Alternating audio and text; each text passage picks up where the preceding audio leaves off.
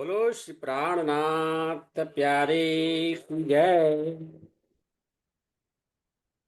वंदो सतगुरु चरण को, करुधनि प्रेम प्रणाम।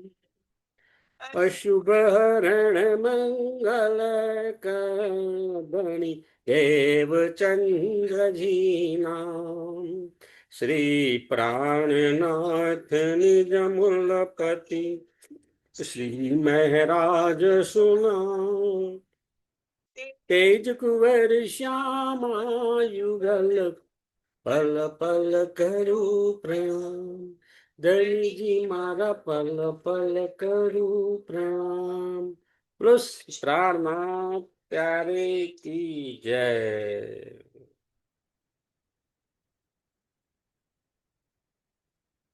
चर्चा प्रारंभ होते हैं,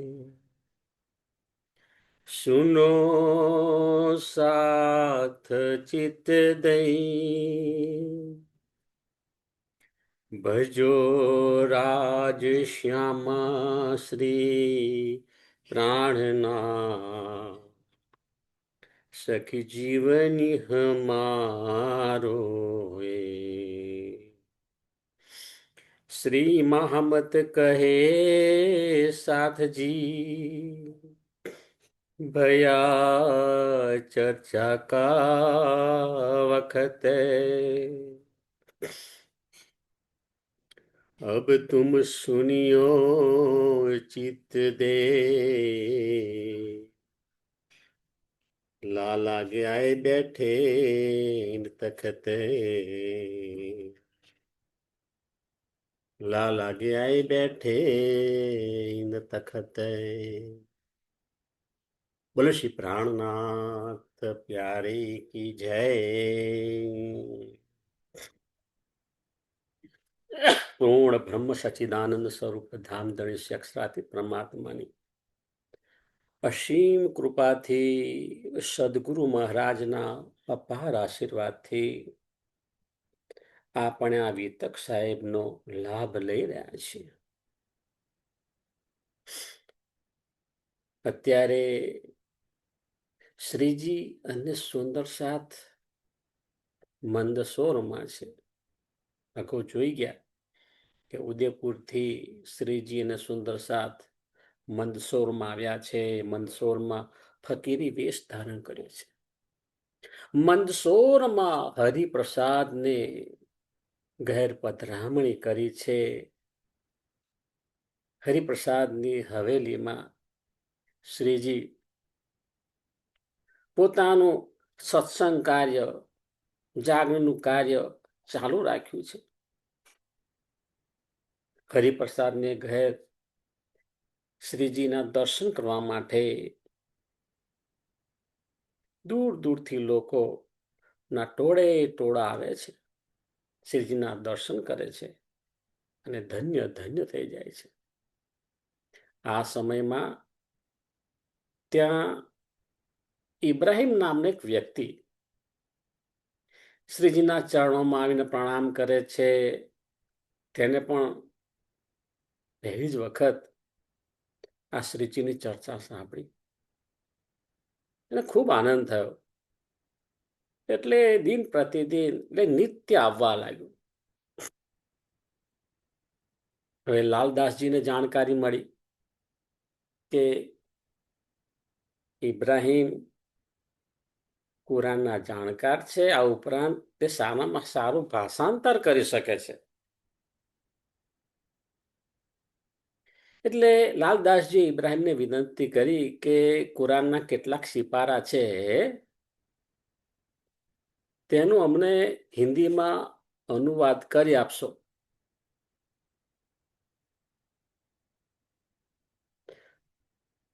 અહીં આપણને બોધ મળે છે કે જે સુંદર સાથના અવચેતન મન સુધી સેવાની ભાવના પહોંચેલી હોય ને, આપણા બે મન છે ને, એક જાગૃત મન જેનાથી આપણે આ જીવનના નિર્ણયો ફટાફટ લેતા આવીએ છીએ, અને બીજું છે અવચેતન મન સબકોન્શિયસ માઇન્ડ, કોન્શિયસ માઇન્ડ અને સબકોન્શિયસ માઇન્ડ.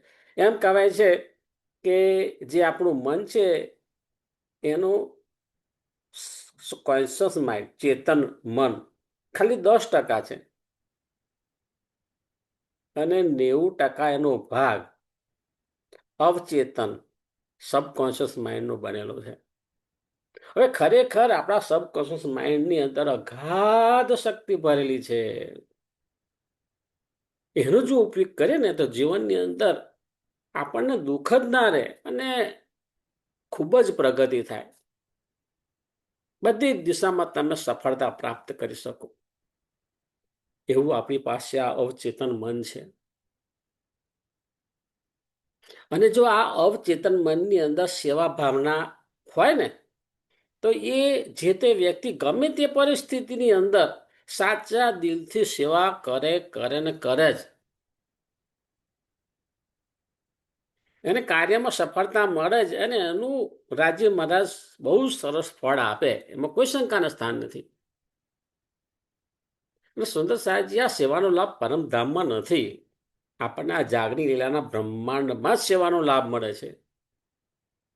એટલે જ્યારે જ્યારે તક મળે ને સેવાની, બહુ જ આનંદ ઉલ્લાસથી સેવાનું કાર્ય કરવું. અહીંયા ઇબ્રાહિમ ને વિનંતી કરી છે અને ઉપરથી એમ પણ કહ્યું છે કે તમને વેતન પણ આપવામાં આવશે. હવે ઇબ્રાહિમ એમ થયું કે ભાઈ વેતન પણ મળે છે અને આ તો સેવાનું કામ છે.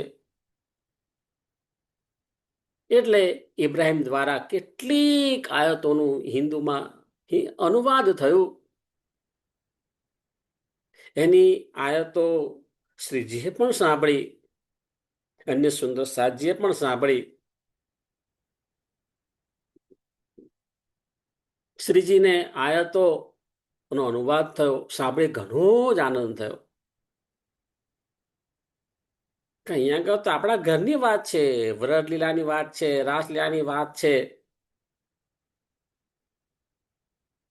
એટલે આ કુરાન એટલે શું? આપણા માટે એક ન્યૂઝપેપર સમજવાનું છે સુંદર સાહેબજી. આપણા દિલની અંદર તો સ્વરૂપ સાહેબ છે, તારતમ વાણી છે. એ સાક્ષાત રાજ્ય મહારાજનું વાંગમય સ્વરૂપ છે. પરંતુ એમની અંદર કેટલીક સાબિતીઓ આપવાના ભાગરૂપે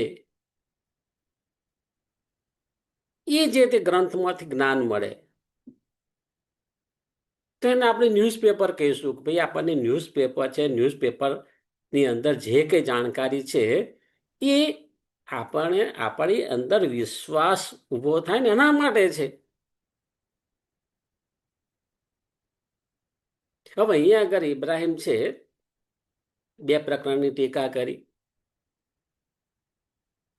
શ્રીજીને હાથની અંદર ટીકા આપી. હવે વધારે અનુવાદ કરવાનું કહ્યું. હવે અનુવાદ કરતા કરતા ઇબ્રાહિમ કંઈક બોલ્યા હશે કે અહીં કોઈએ કલમ ચલાવી દીધી છે, સમજ્યા કર્યા વગર કોઈ આ લખી દીધું છે. તે વખત શ્રીજીએ કહ્યું કે તમારે ફક્ત એનું અનુવાદ કરવાનું, ભાષાંતર કરવાનું છે. ભાષાંતર એનો ગૂઢ અર્થ તમારે કરવાનું નથી, એને કોઈ ચિંતા ના કરશો. એટલે ગૂઢ અર્થ અમારી પાસે છે, ફક્ત તમારે ભાષાંતર કરવાનું છે. હવે એક વાત એ પણ છે કે ઇબ્રાહિમ નિત્ય આવે છે, ભાષાંતર કરે છે અને જે તે કોમ્યુનિટીમાંથી આવે છે ત્યાં પણ ચર્ચા તો થાય ને કે ભાઈ ઇબ્રાહિમ તું ક્યાં રોજ જાઉં છું, શું કરું છું. ત્યાં પણ મંડળી તો હોય ને, એટલે જે તે મંડળીનો રંગ પણ લાગે છે. અને એ રંગ આપણને અહીંયા આગળ જોવા મળશે ઇબ્રાહિમની અંદર. એનો ઈમાન ડગી જાય છે સુંદર સાહેબજી. એટલે જીવનની અંદર એ પણ આપણે વિચારવાનું કે આપણી મંડળી કેવી છે. કુંડળી જોવાની નથી, મંડળી જુઓ. તમે કેવા કેવા લોકોના સંપર્કમાં રહો છો. કેવા કેવા લોકો તમારા મનની અંદર કચરો નાખી રહ્યા છે. તમને જાણે અજારે કચરાનું વહન કરી રહ્યા છો, અને એ જાણે અજારે આપણું પોતાનું જીવન બરબાદ આપણે કરતા હોઈએ એવું પણ બને. એટલે શ્રીજીએ કહ્યું કે તમે બિનજરૂરી કઈ સ્ટેટમેન્ટ આપશો નહીં, બોલશો નહીં, ફક્ત તમારે ભાષાંતર કરવાનું છે. અગાઉ પણ આપણે જોઈ ગયા હતા કે ચોથા દિવસની વિતકમાં ચોથો દિવસ ધનશ્રી દેવચંદ્રજીનો દિવસ, અને તે વખતે બિહારીજી અને સ્વામી પ્રાણનાથજી એમની બંને વચ્ચે પણ મનભેદ દૂર કરવા માટે ધનશ્રી દેવચંદ્રજીએ કહ્યું કે એક જ ડીશની અંદર તમે બંને નાસ્તો કરો. તો કહેવાય છે તે વખતે સરસ ખીચડી ગરમા ગરમ બનાવી હતી, એ આપી. પરંતુ કે છે બિહારીજીએ વચ્ચે લીટી દોરી દીધી. ભાઈ તું મારામાં પડતો નહીં હો, એમ કહેવા દીધું. તું તારું સંભાળ, હું મારું સંભાળું. સુંદર સાજી, એ લીટી અત્યારે પણ ક્યારેક ક્યારેક જોવા મળે છે. વિતક સાહેબ એટલા માટે છે કે આવી લીટી આપણે કરવાની નથી. અત્યારે તો છઠ્ઠા દિવસની વિતક ચાલે છે, અને એમાં તો આપણે શુદ્ધ શાકાહારી છીએ. પરંતુ પોતાની લોભ લાલચ પાછળ, પોતાની દંભ પ્રતિષ્ઠાની પાછળ, કોઈનું દિલ દુભાવવાની અંદર પાછી પાની કરતા નથી, લાંબુ વિચારતા જ નથી. એનું જે થવું હોય થાય. આપણે આપણો જ સ્વાદ જોતા હોઈએ છીએ, અને એમાં ભારોભાર નુકસાન રહેલું છે. સુંદર સાજી, ઇબ્રાહિમની વાત સાંભળીને શ્રીજીએ કહ્યું કે તમે બીજી વાર વાંચો, અને જે કંઈ લખેલું છે ને સાચું છે, એમાં તમારે કોઈ સુધારો કરવાનો નથી. કારણ કે જે તે સિપારાનો ગૂઢ અર્થ શ્રીજી સમજી શકે છે, અને શ્રીજી જ એની ખુશી અનુભવી શકે છે. શ્રીજી જ્યારે સમજાવે ત્યારે બધાને એનો આનંદ આવે છે. અને આ સાંભળીને જ્ઞાન મેળવીને લાલદાસજી પણ કહે છે કે હવે વેદ અને કતેબ ના ગૂઢ રહસ્યો છે ને, એનો સમન્વય કરી શકાશે, અને સંપૂર્ણ વિશ્વમાં એક સનાતન ધર્મની સ્થાપના કરી શકાશે. જો શ્રીજી નો ગોલ કેટલો મોટો છે, કેટલો મોટો ઉદ્દેશ છે એનો. સંકીર્ણ વિચારો બિલકુલ નથી. તે વખતની પરિસ્થિતિ જુઓ. મુઘલ સામ્રાજ્ય, એનો દબદબો. કોઈ જગ્યાએ કોઈ વ્યક્તિને એમ ના કહેવાય કે આ મારું કપડું શિવ, કારણ કે કપડું શિવ, એમાં શિવ શબ્દ આવ્યો, અને પેલા ગેર હિન્દુ લોકો સાંભળી જાય તો અતિશય ભારે શિક્ષા કરે કે ભાઈ અમારું આ મુઘલ સામ્રાજ્ય છે, અમારું રાજ્ય છે, અને તું શિવ શબ્દ બોલ્યો જ કેમ? વિચાર કરો, આવી પરિસ્થિતિ હતી. અને એ પરિસ્થિતિની અંદર સ્વામી શ્રી પ્રાણનાથજી એક સત્યનો ઝંડો ફરકાવવા માટે પોતાના સુંદર સાથ સાથે જાગણી યાત્રા કરી રહ્યા છે. હવે અહીંયા આગળ શ્રીજી 16, 17, 18 અને 19 સિપારાનો અનુવાદ સાંભળ્યો, અને એનો બાતુની અર્થ પણ શ્રીજી સમજાવે છે. બાજુમાં લાલદાસજી બેઠા છે, એ બધું લખી રહ્યા છે. ત્યારબાદ શ્રીજીની સૂચનાથી ઇબ્રાહિમ ફરીથી પ્રથમ સિપારાની ટીકા શરૂ કરે છે, એનું ભાષાંતર શરૂ કરે છે. તેમાં શ્રીજી અલીફ લામ મીમ નો પણ બાતુની અર્થ કરે છે. જે ગુઢાર્થ શબ્દો છે એનું શ્રીજી બહુ સરસ રીતે વિવેચન કરે છે. હવે આમ કરતા કરતા પાંચમા સિપારાનું ભાષાંતર કરવાનું આવ્યું. અને તે વખતે ઇબ્રાહિમના મનમાં દજ્જાલનો પ્રવેશ થયો. હવે જો આ ઇબ્રાહિમ જે છે જે તે કોમ્યુનિટીમાંથી આવે છે ત્યાંથી અગાઉથી એની અંદર દાણા નાખેલા તો હતા જ, અને અહીં આગળ તક જ શોધતો હતો. અને એમ કરતા કરતા પાંચમો સિપારો આવ્યો અને એની અંદર નો જે મનની અંદર દજ્જાલ વધારે મજબૂત બન્યો અને વિરોધ કરવા લાગ્યો. એ તો ઘણું બધું બોલવા લાગ્યો કે ભાઈ આ જે કુરાન છે એ કુરાન ફક્ત મુસલમાન માટે છે, બીજા કોઈ લોકો એનો સ્પર્શ પણ ના કરી શકે, એનો અર્થ પણ ના કરી શકે.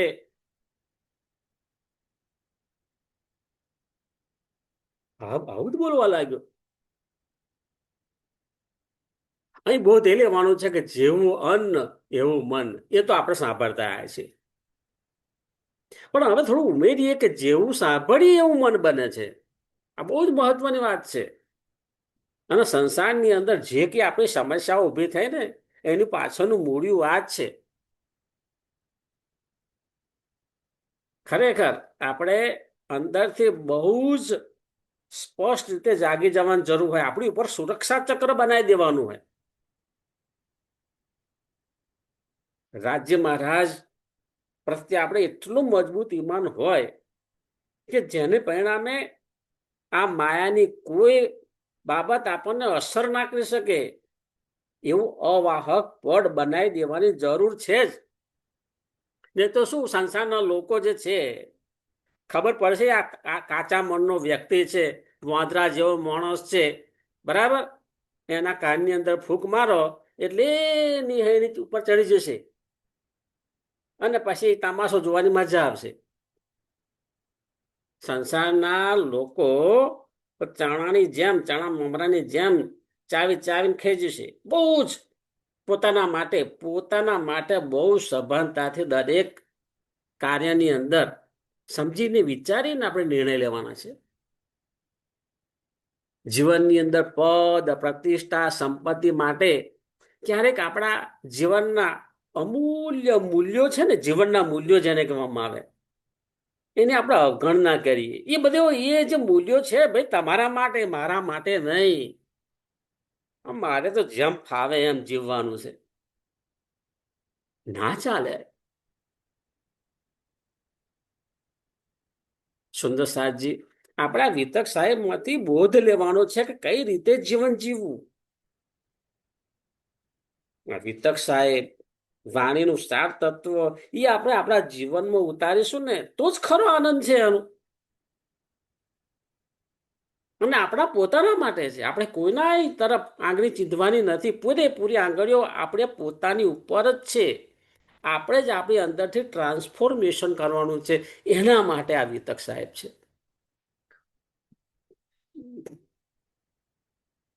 આપણી વિતકની અંદર ધનશ્રી દેવચંદ્રજી, સ્વામીશ્રી પ્રાણનાથજી, મહારાજા છત્રસાલજી ની વિતક આપણે સાંભળીએ છીએ, સમજીએ છીએ. એની સાથે સાથે આપણા વડવાઓ, ઘણા બધા વડવાઓ પરમહંસ મહારાજ તરીકે થઈ ગયા છે. શ્રી 5 પદ્માવતીપુરી ધામ શ્રીજી સાથે જે 5000 સુંદર સાથ નો સમૂહ હતો, એમાંથી ઘણા સુંદર સાથ એક પરમહંસ મહારાજ તરીકે ઉભરી આવ્યા છે. એમાં નામ આવે છે મહારાજ શ્રી પરમહંસ મહારાજ શ્રી જુગલદાસજી, પરમહંસ મહારાજ શ્રી જવાહરદાસજી, પરમહંસ મહારાજ શ્રી ગોપાલમણીજી. કેટલાક નામ લો. આ દરેક પરમહંસ મહારાજ છે ને, એમની અંદર રાજ્ય મહારાજની આવેશ શક્તિ જ કામ કરી રહી છે. શ્રી રાજ્ય મહારાજના હુકમ પ્રમાણે જ એ જાગણી કરે છે. અને જાગણીમાં એમણે ક્યારેય કોઈ પણ પ્રકારનો ભેદભાવ રાખ્યો નથી. સુંદર સાતજી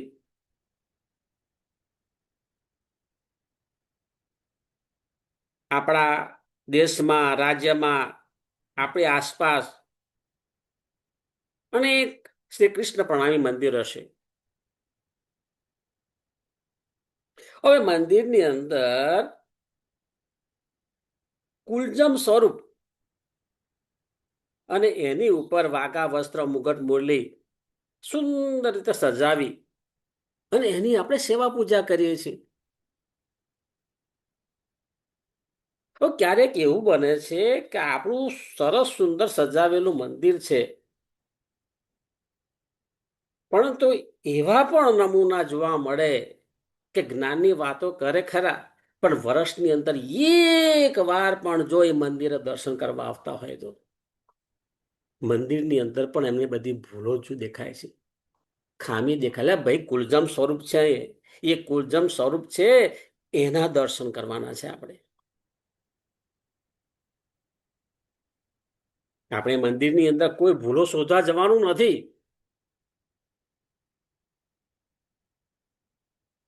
આ તારતમ જ્ઞાન છે, એ કુલજમ સ્વરૂપ, તારતમ જ્ઞાન, તારતમ વાણી, એની અંદર એવી શક્તિ છે કે સમગ્ર વિશ્વના દેશોને એક મંચ ઉપર એકત્ર કરી શકશે અને એક વિશ્વ ધર્મનો બોધ આપી શકે. એક એવી શક્તિ છે આ તારતમ વાણીની અંદર. ને જે દિવસે આ સુંદર સાથની અંદરનો ભેદભાવ દૂર થશે, આપણો સુંદર સાથ એક થશે, અને ત્યારે જ સાચા અર્થમાં ભારત વિશ્વગુરુ બનવાની દિશામાં અગ્રેસર થશે, દિવ્ય સફળતા પ્રાપ્ત કરશે. બહુ ઝડપથી આ કાર્ય થશે. અહીં આગળ વાત અટકી છે. આપણે ક્યારે હાથે કરીને કોઈ જાતના વાદ વિવાદ ઉભા કરવાના નથી. આપણું પ્લેટફોર્મ છે સનાતન હિન્દુ ધર્મ. એ પ્લેટફોર્મ યાદ રાખી અને જાગણી કરવાની છે. એક ભારત દેશ આપણું રાષ્ટ્ર છે, એને મજબૂત પણ બનાવવાનું છે અને એક વિશ્વગુરુ તરીકે પણ અગ્રેસર કરવાનું છે. એમાં હાથે કરીને શા માટે એની નબળાઈ ઊભી કરવાની છે?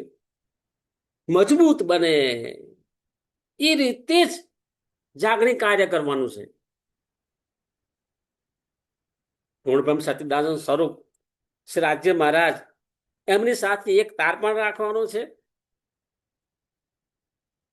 આપણા જે હિન્દુ ધર્મ ગ્રંથ સાથેનો સમન્વય સમજવાનો છે, અન્ય ધર્મ ગ્રંથે એની સાથેનો પણ સમન્વય સમજવાનો છે. પણ જ્યાં જે વાત કહેવાતી હોય એ જ કહેવાની છે. ખાતે કરી અને રાષ્ટ્રની મજબૂતીમાં દખલગીરી આપણે કરવાની નથી. અને એ માટે જ્યારે આ સુંદર સાથ સમજીને એકત્ર થશે, ત્યારે સુંદર સાથ નું જે વાતાવરણ બનશે, એમાં સાનિધ્યની અંદર કેવો કેવો આનંદ પ્રાપ્ત થશે આપણને. આપણે વિચારવાનું છે કે આપણે શું કરવું. આપણી જે કે શક્તિ છે, એ શક્તિ, સમય, શક્તિ અને નાણાં યોગ્ય માર્ગે આપણે એનો ઉપયોગ કરવાનો છે.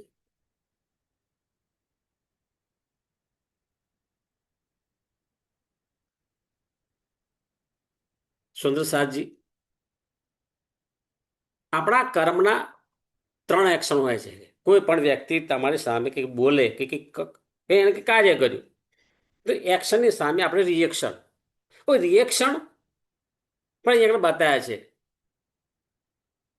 કે કોઈ એક્શન કર્યું તેની સામે આપણે રિએક્શન કરીએ અને રિએક્શનની અંદર જે તે વ્યક્તિની સામે જવાબ આપીએ. બરાબર?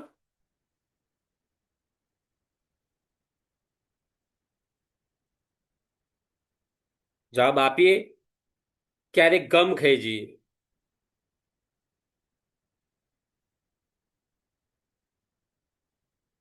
અને ક્યારેક જે તે સામેની વ્યક્તિના કાર્ય સામે જવાબ આપીએ અને એક બાબત છે ઇન્ટેન્શન.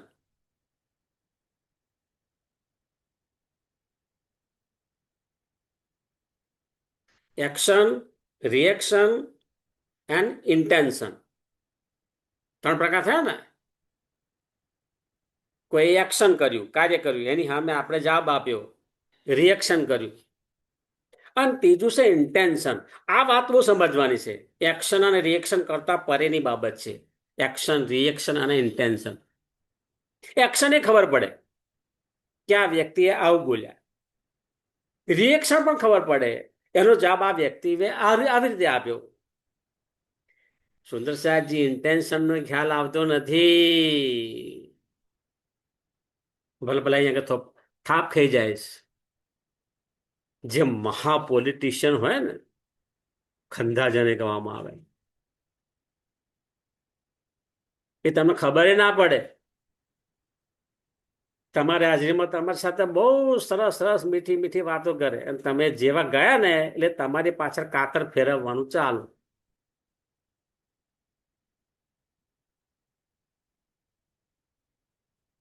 કારણ કે એની અંદર ઈર્ષા, દ્વેષ, અદેખાઈ ભરેલી છે. એ તમારી આગળ વ્યક્ત કરતો નથી, કારણ કે તમારી પાસે ઘણું બધું કામ લેવાનું છે, તમારી પાસેથી ઘણું બધું ખંચેરવાનું છે.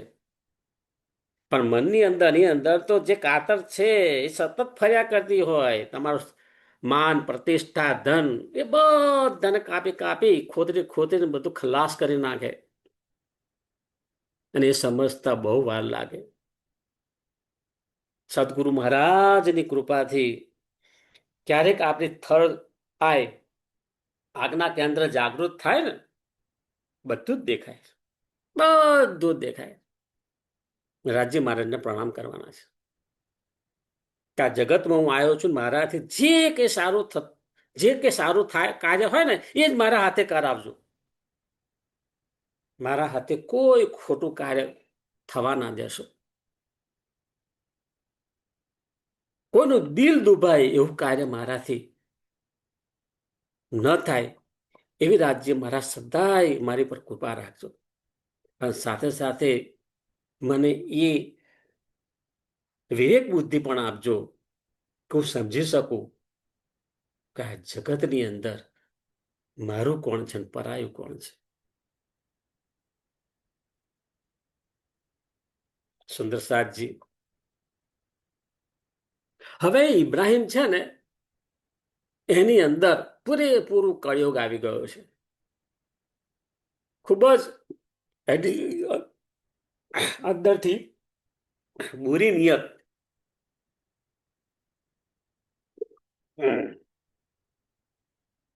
નું બહાર પ્રગટીકરણ થાય છે. હવે ખુલ્લામાં ખુલ્લું ઝઘડો કરવા લાગ્યો. હવે શરીયતની વાત કરવા લાગ્યો. ભાઈ અમારે શરીયત છે ને, શરીયતની અંદર આ કુરાન કોઈએ લેવું નહીં, એને કોઈએ વાંચવાનું નથી. કેમ કેમ આવું બધું લાગ્યું? એની મંડળી એવી છે, એવી મંડળીએ એનું મન ફેરવી નાખ્યું, એટલે પછી એ અધોગતિના માર્ગે એ જવા લાગ્યા. એની અંદર દજ્જાલ બેસી ગયો. હવે પોતાનું પુસ્તક પણ માંગે છે, અમારું પુસ્તક લાવો, મેં જે કઈ ટીકા કરી છે ને એ બધું પણ પાછું આપી દો. હવે સુરસાજી એક સીધી વાત છે કે ભાઈ પહેલા તે બહુ આનંદ આવ્યો શ્રીજીની ચર્ચા સાંભળી. હવે એને વેતન પણ મળે છે. કોઈ વખત કલાક વધારે કામ કરે ને તે પ્રમાણે એને વધારે પણ વેતન મળે છે. એને કોઈ જાતનું એ નુકસાન નથી. તેના મગજમાં આ દજ્જાલ આવ્યો ક્યાંથી?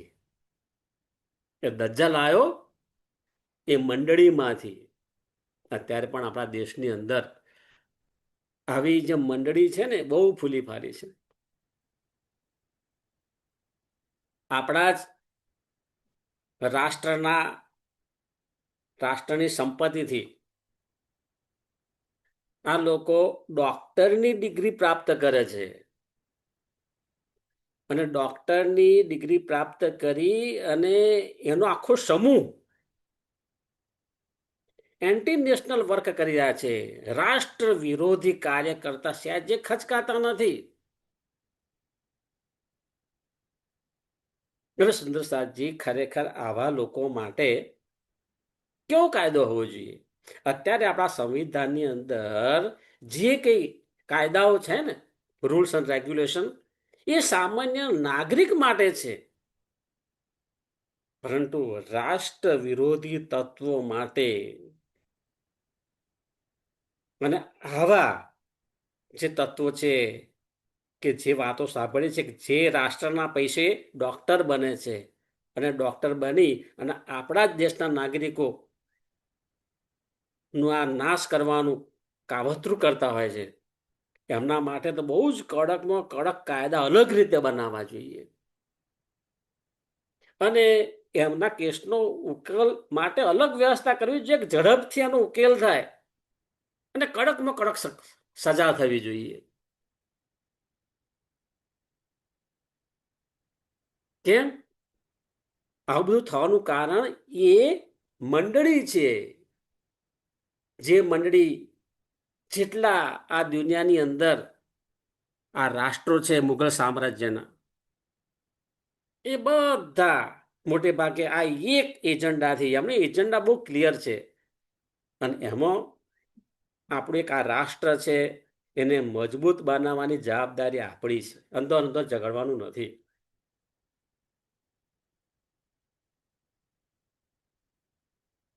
હવે એ ઇબ્રાહિમને શું લાગે છે કે આ શ્રીજી અને સુંદર સાથ કેટલા છે, સીધા સાદા અને સરળ સ્વભાવના છે, એમ સમજીને ઝઘડો શરૂ કરે કે આ મારે શું બગાડ લેવાના છે.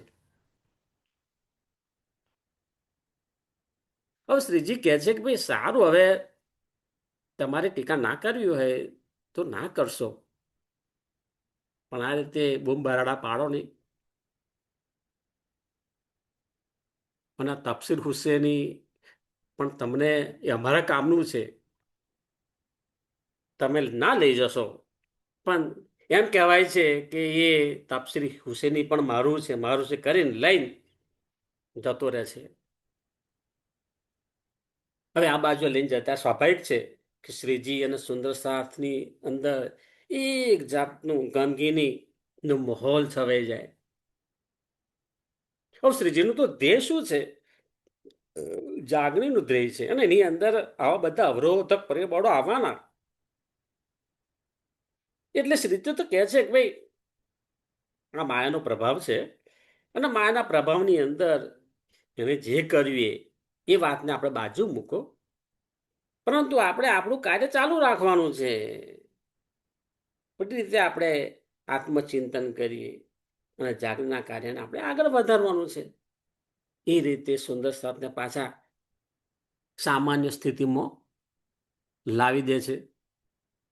હવે વાત શું છે કે આ વાત ફરતી ફરતી ફરતી મોહબ્બત ખાન પઠાણ ના કાને પડી, કારણ કે મોહમ્મદ ખાન પઠાણ એને શ્રીજી પ્રત્યે સંપૂર્ણ સમર્પિત, ખૂબ જ શ્રદ્ધા અને પૂરેપૂરો ઈમાન હતો.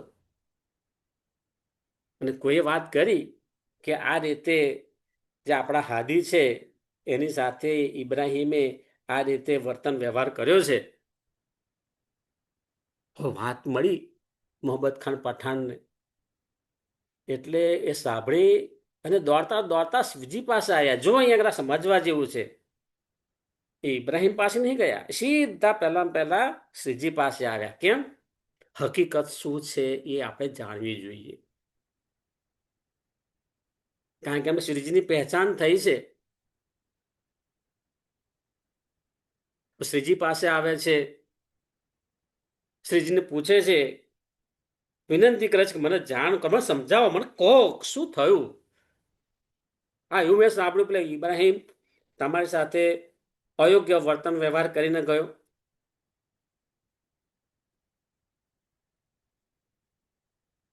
હાદી, તમે સહેજ પણ ચિંતા કરશો નહીં, એ ઇબ્રાહિમને તું સીધો કરી દઈશ. હવે શ્રીજી મોહમ્મદ ખાનને બધી વાત સમજાવે છે કે કઈ રીતે આ ભાષાંતરનું કાર્ય ચાલતું હતું ને એમાં વચ્ચે વચ્ચે કેવું બોલ્યો અને છેવટે એ તફસીર હુસૈની જે પુસ્તક હતું એ લઈને જતો રહ્યો છે. આટલું સાંભળતા જ મોહમ્મદ ખાન ગુસ્સાથી લાલ ચોર થઈ ગયો. એની આંખો લાલ લાલ તોંત થઈ ગઈ.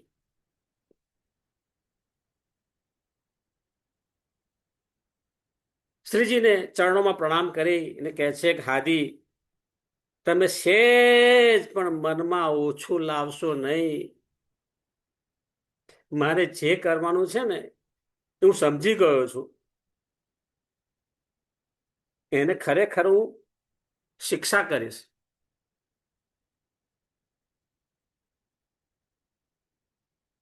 હવે આ પણ રાજ્ય મહારાજની હુકમથી જ થઈ રહ્યું છે કે અહીંયા શ્રીજીએ શાંત પાડ્યું છે, પરંતુ રાજ્યનો હુકમ એવો થયો કે મોહમ્મદ ખાન ને વાત મળી અને એ આઈને હકીકત જાણી અને લાલચોળ થઈ ગયા અને ત્યાં જ બોલા લાગ્યા કે હું ઇબ્રાહિમનું તો માથું ફોડી નાખીશ.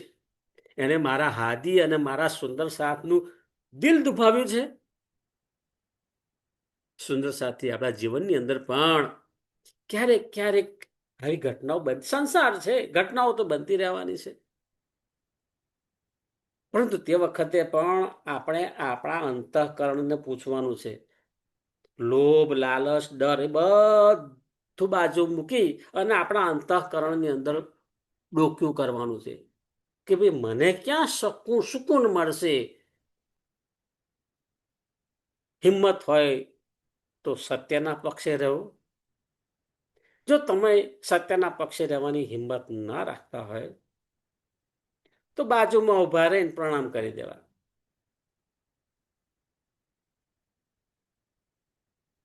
પરંતુ દૂધમાં દહીંમાં પગ રાખવાનો નથી. મોટે ભાગે દૂધમાં દહીંમાં પગ રાખનારાઓની સંખ્યા અગણિત હોય છે કે કઈ બાજુથી મધનું ટીપું મળે અને ચાટી લો.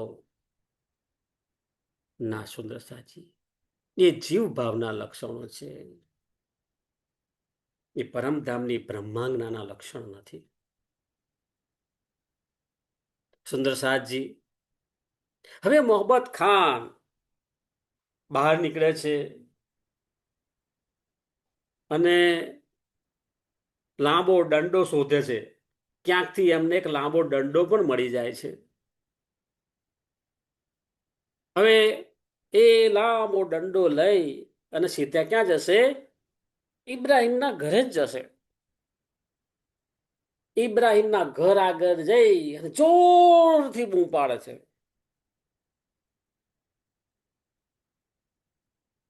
ઇબ્રાહિમ ક્યાં છે? લે ઇબ્રાહિમ, ઘરની બહાર નીકળ, ઘરની બહાર નીકળ. હવે આ અવાજ સાંભળી અને ઘરમાં તો ઇબ્રાહિમની પત્ની હતી. આ શોર બકોર સાંભળી અને ઇબ્રાહિમની પત્ની બહાર નીકળી. શું થયું, શું થયું? એની પત્ની બહાર નીકળી અને કહે છે કે ઇબ્રાહિમ તો આ ઘરમાં નથી, પણ આ નજીકમાં મોહલ્લો આવેલો છે, એ મોહલ્લામાં નિકાહ પડવા માટે ગયા છે.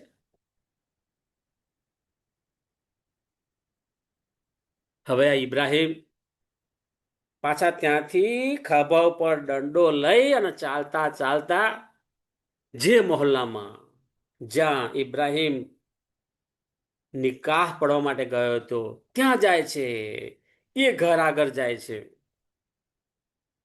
અને બહારથી જ બૂમ પાડે છે, અલ્યા ઓ ઇબ્રાહિમ. અને તે વખતે કટુ શબ્દ વાપરે છે, વિતકમાં લખ્યું નથી, કારણ કે ગુસ્સો એટલો છે. તે કટુ શબ્દ વાપરી અને બૂમ પાડીને કહે છે, ઇબ્રાહિમ બહાર નીકળ, આજે તારો છોતરે છોતરો કાઢી નાખીશ, બહાર નીકળ. હવે ઇબ્રાહિમ જે તે ઘરની અંદર નિકાહ પડવાનું કામ કરતો હતો. અરે બાર મોટી મોટી એના નામની અવાજ સાંભળવા મળ્યો. એટલે કોઈકે પણ કહ્યું કે બા પેલા મોહમ્મદ ખાન છે એ તમારા નામની બૂમો પાડે છે. હવે ઇબ્રાહિમ જે તે સમયે જે કે નિકાહનું કામ કરતો હતો એ પડતું મૂકે છે. એને તો ખબર પડી ગઈ એને શું ભૂલ કરી હતી એ એને યાદ છે.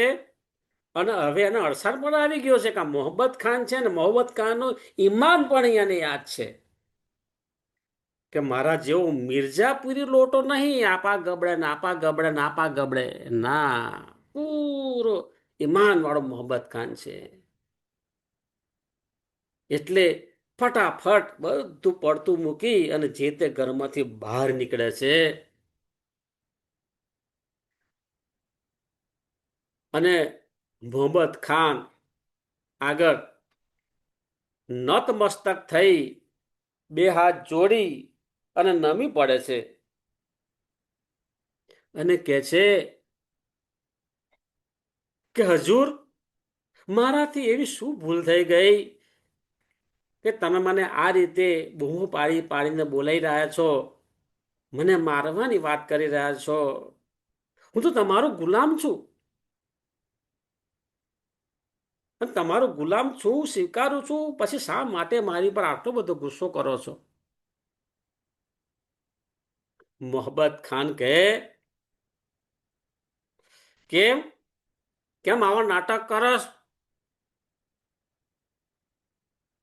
તું ભૂલી ગયો તે શું કર્યું? એ તું મારા હાદીનું દિલ દુભાઈને આવ્યો છે અહીંયા આગળ. સુંદર સાચી અહીંયા બરોબર સમજવાની વાત છે.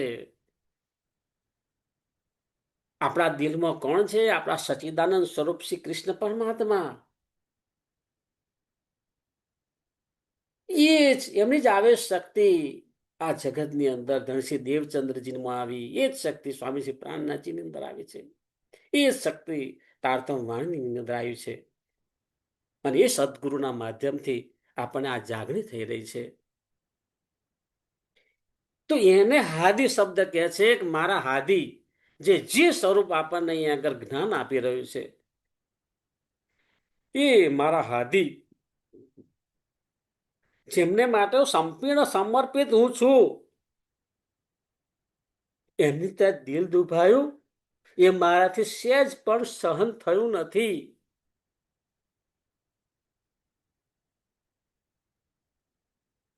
તારી આ હિંમત કે મારા હાદીનું દિલ દુભાયું અને પાછો મારી આગળ ખોટા ખોટા નાટક કરું છું? કેમ આવું કર્યું તે? અને પહેલા તો તું એવું કહેતો હતો કે આ શ્રીજી સાહેબ સ્વામીજી પ્રાણનાથજી મારા તો હાદી છે, મારા પૂજ્ય છે, મને પૂરેપૂરો એમનામાં ઈમાન છે. અને તારું મન કેમ બદલાઈ ગયું? જો સુંદર સાહેબજી, આ વ્યક્તિ પેલા સાચો જ હતો, પરંતુ એને એવી મંડળી મળી ને એ મંડળીને મળવાથી એની કુંડળી બદલાઈ ગઈ છે.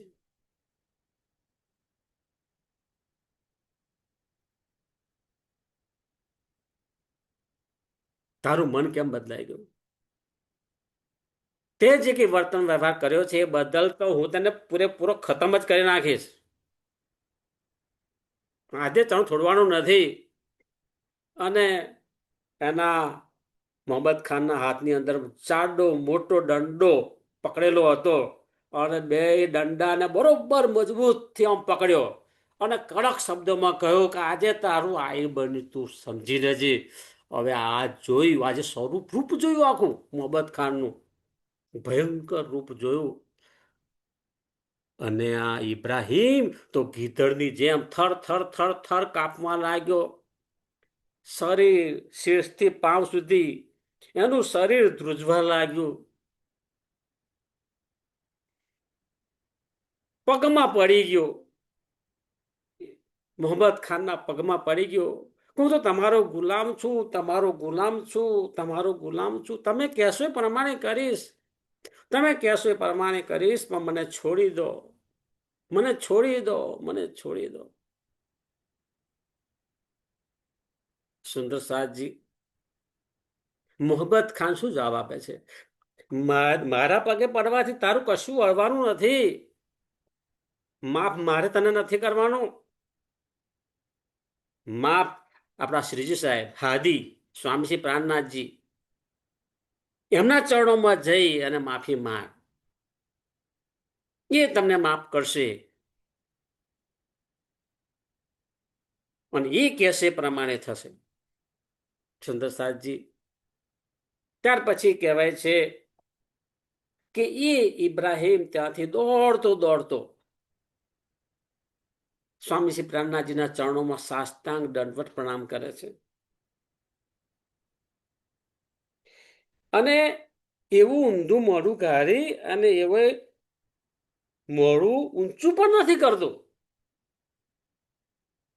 ડુસકા ભરતો જાય અને માફ કરો, માફ કરો, માફ કરો, માથું ઊંચું કરતો નથી. હવે બાજુમાં સુંદર સાથ પણ ઉભેલા છે. નૂર મોહમ્મદ પણ હતા. નૂર મોહમ્મદે એનો પાછળનો વાળનો બોસલો પકડી અને બેઠો કર્યો કે ગિદ્ધરની જેમ મળદાલની જેમ શું પડી રહ્યો છો? માથું ઊંચું કર. એક તો આવું વર્તન વ્યવહાર કર્યું છે અને હવે પાછો ઢોંગ કરું છું. ત્યાં હાદીના દિલનું દુભાવ્યું છે. માફી માંગે છે કે મારી ભૂલ થઈ ગઈ, આવી ભૂલ ક્યારેય નહીં કરું. ઓ શ્રીજી તો કરુણાના સાગર છે. એ શાંત થવાનું કે છે બધાને, શાંત થાવ. માયાનો પ્રભાવ છે, આ બધું માયાનો પ્રભાવ છે. હવે ઇબ્રાહિમ ત્યાં જેટલા સુંદર સાથ હતા ને બધાને પ્રણામ કરે છે, કારણ કે બધાને દુઃખ થયું હતું. બધાને પ્રણામ કરે છે અને ખાતરી આપે છે કે હવેથી આવી ક્યારેય ભૂલ નહીં કરું. મારાથી ભૂલ થઈ ગઈ છે, મને ક્ષમા કરો, ક્ષમા કરો.